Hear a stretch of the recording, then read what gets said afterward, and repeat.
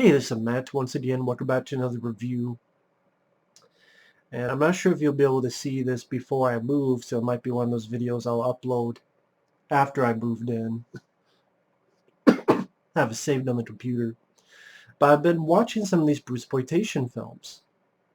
And so I went ahead and watched what I realized perhaps was the very first Kung Fu film I ever saw when I was a kid. Now, let me explain. Sorry. Back in the day, I would watch films from the video store. Sometimes we would pick up VHS tapes. And when I was a kid, I didn't get to see the real Bruce Lee. I didn't get to see Jackie Chan and those kind of kung fu or martial arts movies. When I saw martial arts films, it was Jean-Claude Van Damme, Bloodsport, Kickboxer, Hard Target. It was the early Steven Seagal, Above the Law, Out for Justice, Hard to Kill. All films I love.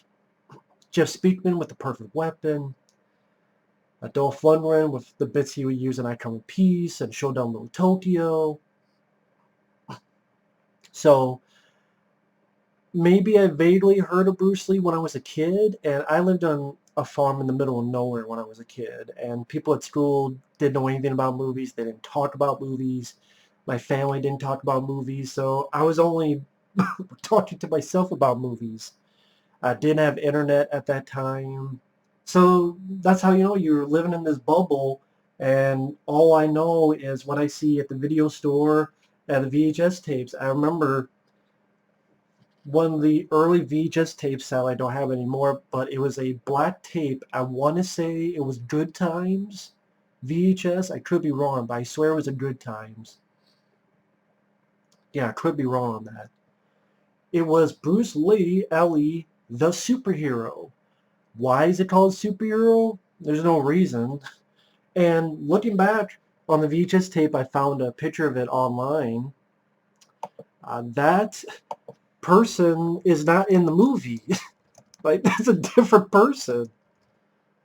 I'm like, holy shit. It's weird, what happens when you're a kid. I'm going to try to find the picture of it right here. Yeah, it was Good Times. Let me see if I can show a picture of this on here. But I didn't watch a lot of Kung Fu movies, so this was a Kung Fu film I remember seeing. And if I can do this right, okay, I guess this will do. No, that won't do. Let's see. Maybe if I, yeah, there we go. Maybe that will do it. Move out of the way. This was the VHS I had when I was a kid. Now, this guy is not in the movie. This is a different guy. And this scene where he's fighting all these people around, that's not in the movie either. There's no scene where, I don't know what the hell this scene is from, but it's not from Bruce Lee, the superhero. And this guy, he's not in the movie. It's a different, Bruce Lee is not this guy. So, and, yeah, get down. You see, stop it. It was a Good Times release. So, that is the VHS I remember seeing when I was, quite a few times when I was a kid. So for the longest time, this Bruce Lee, who's been in films like Enter the Game of Death, Bruce Lee's Greatest Revenge, Bruce Lee's Deadly Fingers, he was one of these Bruce Lee ripoffs. I didn't know any about that. Not a damn thing when I was a kid. So for my whole childhood, I thought the guy in this movie was Bruce Lee until I was in like my 20s. And then I finally saw an actual Bruce Lee film like Enter the Dragon. And, I enjoyed many of those movies. I love Enter the Dragon. I love Return of the Dragon. Fist of Fear. The Big Boss. If I stop stuttering, enjoy The Big Boss. Game of Death, I don't like at all. And The Chinese Connection, I don't care for the ending. Has some fun fights. I just don't like the way it ended. Just a personal preference thing. When he goes in and gets shot to death, I just don't care for that. Kind of ruined the movie for me. Just me. But again, But up until then, I had some fun with the fight scenes and such. But Bruce Lee, very talented guy, the real Bruce Lee. This guy I do enjoy. I mean, I saw Enter the Game of Death. I enjoyed that. I'll review that sometime. Maybe he doesn't look like Bruce Lee facial-wise, but he does his best to act like Bruce Lee, and that's part of the fun of it. And we watch this again. I don't think anyone else would love this movie like I do. I definitely think this would be an example, and I rarely use this excuse. Like, never use this excuse. But this is one which nostalgia plays a big part of it. There's plenty of films I sincerely love when I was a kid, still love to this day. The first two 90s Ninja Turtle films, Karate Kid Part 2. Well, people love Karate Kid, but Karate Kid Part 2 I think is great. It's my favorite of the Karate Kid movies. I think the second one, to me, is the best. Um, I was plenty of others. But this one, it's not a good movie, but I found it fun, entertaining. Again, nostalgia plays a big, big part of it. Because as I'm watching this is on YouTube for free for those interested. It brought back so many memories when I was a kid, seeing this film. And again, considering all the other martial arts films I saw were Van Damme, Seagal, Chuck Norris. I saw many Chuck Norris films like Firewalker, Missing in Action, Lowell McQuade. Films, again, I enjoy. This is probably the first Asian martial artist I saw was Bruce Lee with L.E. And the first kung fu type of movie was this movie. So, because I'm like, I can't think of anything else when I was a kid that I saw until I did when I was in my 20s. So yeah, this was a part of my childhood. And I think this was a fun watch as a kid because it's just a movie that's like 80, 90 minutes long. And it's just fight scene, a little bit of dialogue, fight scene, a little bit of dialogue, some catchy music, which you find out later it's because they ripped it off other movies. Like there's Enter the Dragon music in this. There's music from the Warriors in this. There's also, I forget the song's name. It's like do do do do do do do do do do do do. Got some rock stuff down in the baby. I got some hot stuff. I forget the name of the song. And I know there's other music I recognize, but I don't know where they're from.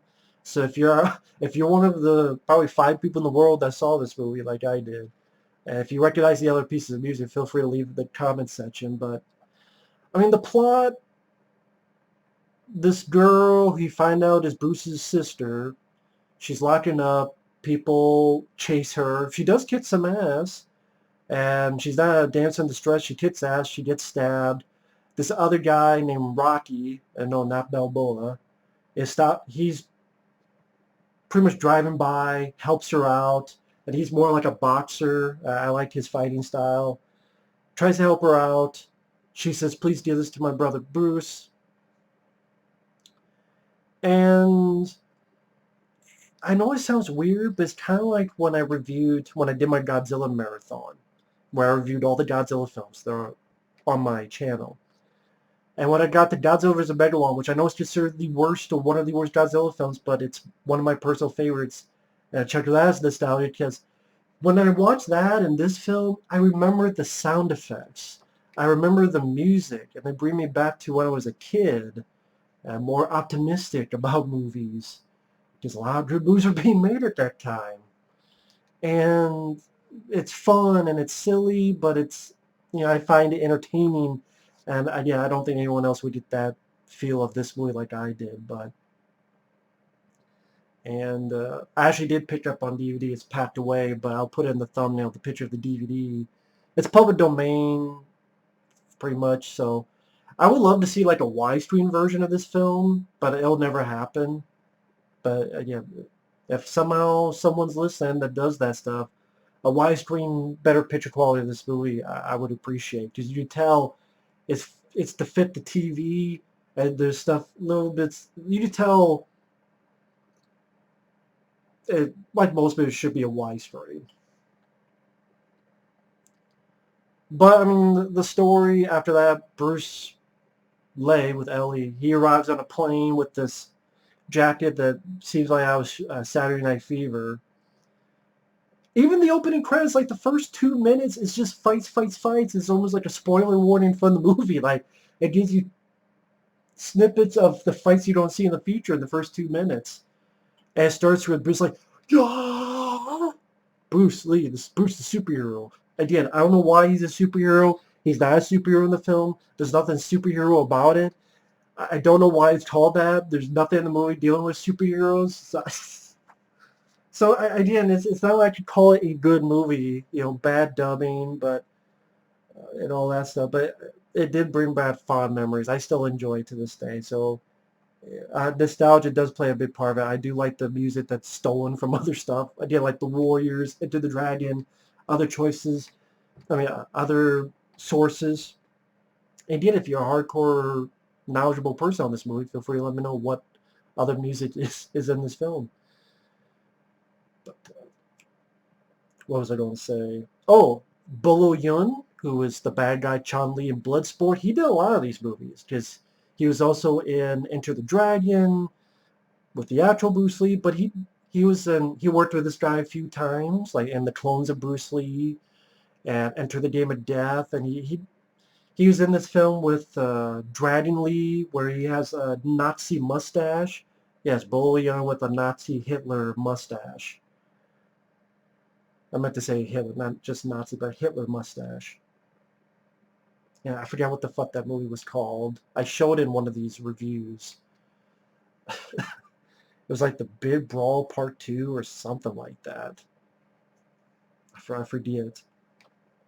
But yeah, Bolo Young with a Hitler mustache. Here, there's a scene, I just remember another piece of music that's in this, where they show his character, Bolo Young from Bloodsport, how vicious he is. He fights a bull, he chops a bull and kills it. And this is a real bull. It's up close to his arm, and there's like a big red mark. And one chop, he kills the bull. And the music playing is Star Trek the Motion Picture. You remember when the Klingons get killed at the beginning? It's like...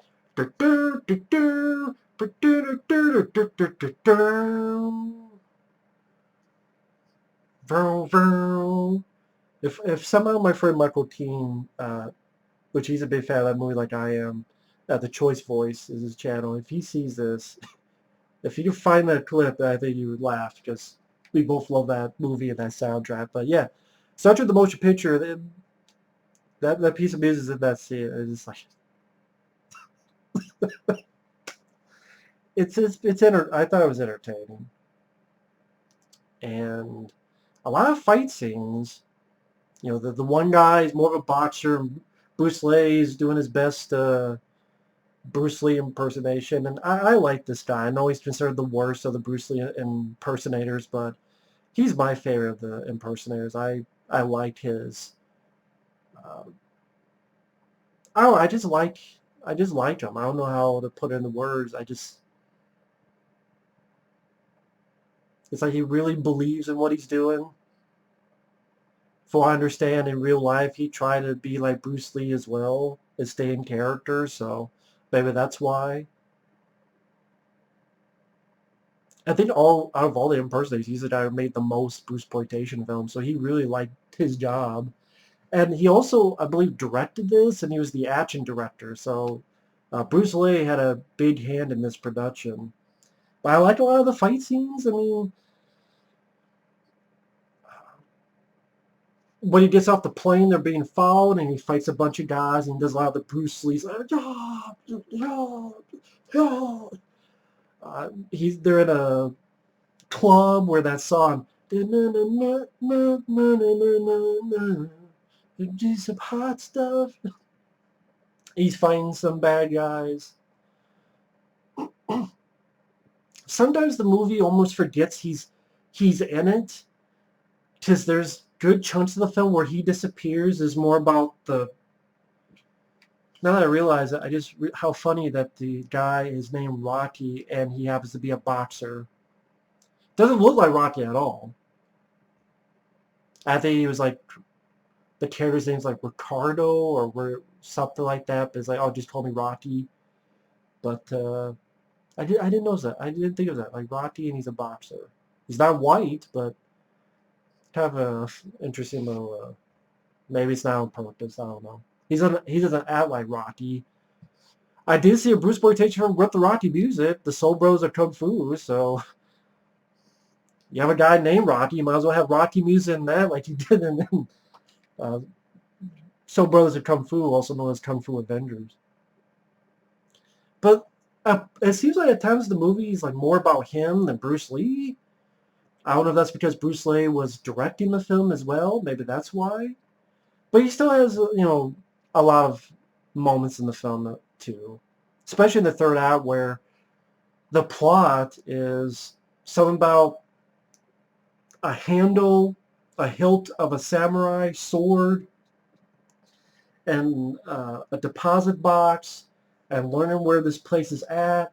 If you find the spot where you put the hilt, then they put dynamite, they blow it up, and behind the wall, in the sort of ruins, there's like $1 billion in gold bullion.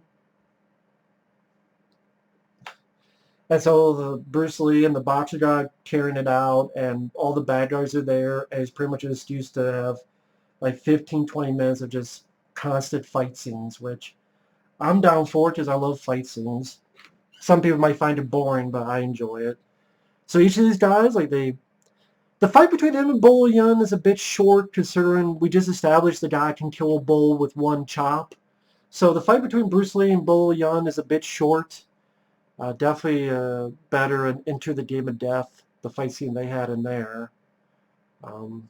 Dude, it's been a while since I've seen this movie. But it was fun to watch. I mean, the boxer fights a guy who has a sword, and then there's another guy who had a stick or a metal. I forget what the hell it was. I forget what it was. And then Bruce Lee fights this villain and fucks up his arm, and he runs away. And Bruce Lee runs after him and gets attacked. And the bad guy has put on his arm a snake, like a cobra snake. It looks like a hand puppet. And then it cuts back to footage of a bird and a snake fighting each other amidst their fight. I do remember that. Even as a kid, I'm going, that's odd. But that's the fun part of watching these Bruce Exploitation movies, just how odd they are. And some people would hate that, but I kind of appreciate that because it makes it not that boring. It makes me go, what's going to be in this film? What weird thing's going to be in this film? Keeps you on your toes, I'll tell you that much. And I enjoy it. I prefer it because so many films are just the same thing over and over again. I prefer that. But I mean, going back to the nostalgia thing, there's one point where Bruce Lee fights this guy, and nice usage of slow-mo, I thought, fucks this guy up, and the sound effect and the music that's used in that slow-mo where he beats this guy up, and it's like, oh, and the music is almost like a scary, horror movie music. I had a ball watching this film again because you obviously didn't grow up with this film. I don't know if you would get that same feel. So I don't know if I would recommend the film, but I guess if you're watching all the Bruce Exploitation films, sure, give it a look. But I personally love the film. Like I say that I grew up with the movie. It was fun watching it. I've been meaning to review it for a while since it is a part of my childhood. I thought this was a good opportunity to do it. So Bruce Lee, the superhero, soft spot in my heart for it. Might not be everyone's cup of tea, but I quite enjoy it. Let's see. I don't know if there'll be any fucking info on this movie. I don't know. Does this even have a Wikipedia page? Probably doesn't.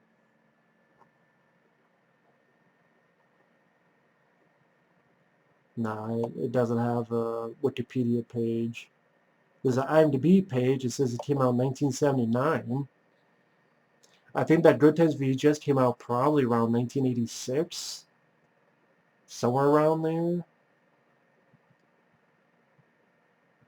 And as a kid, I love action. I still love it to this day. And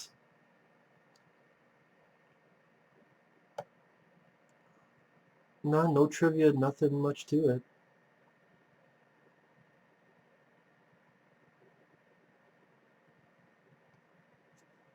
Yeah, the one of the only reviews on IMDb, Bruce Lee directs a boring kung fu actioner, so obviously I'll probably be alone in my praise for the film. But it's a short film.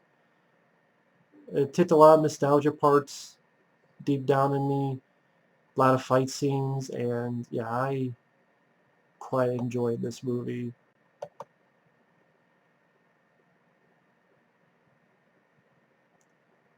There's another poster for this, but uh, must be for a different movie because it's not for this film because it shows a character that's not in the film at all on the IMDb page. Yeah, then maybe it's for a different movie. But anyway, I'm blabbing around. Thanks for watching. Take care, and we'll see you in the next one. Bye-bye.